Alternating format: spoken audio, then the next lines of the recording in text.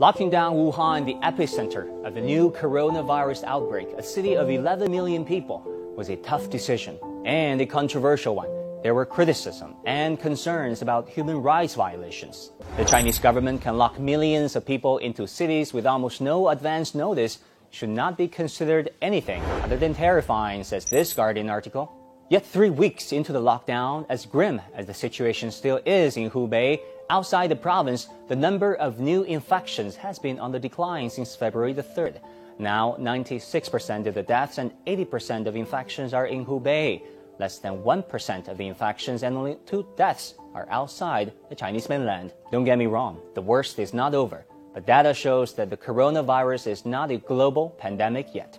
And people are seeing China's efforts in a different light. That's what I'm commending them for. Lock down a city of 11 million people to try and protect all of us from not getting infected. Need to be grateful at the speed with which scientists in China posted the genetic sequence and the extreme measures that are being placed in Hubei province have probably delayed the spread of this virus to other areas. We must admire the dedication of the workers and respect the sacrifice of Wuhan and other cities that have gone into this sort of social distancing exercise in order to try and interrupt transmission. Another move generating discussion and debate is China's capacity to mobilize resources. Tens of thousands of medical staff were pulled from every Chinese region to help Hubei. Dozens of military aircraft and thousands of military personnel, including doctors, were sent in. And it took 10 days to build a new hospital. 10 days to build a hospital. There is no other country that can do anything that fast. Like in America, it takes longer than that to get cable installed. At the end of the day, it is about the people.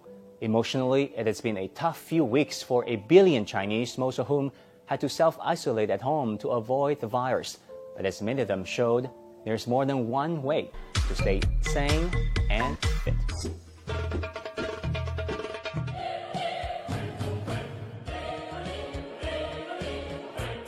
I wish I could end on this happy note, but let's not forget that as we speak, the medical staff and first responders are putting their life on the line to fight this epidemic. This doctor, while on duty, learned that her mother had passed away. She bowed to the direction of her mother's home and then went back to the ICU to treat her patients.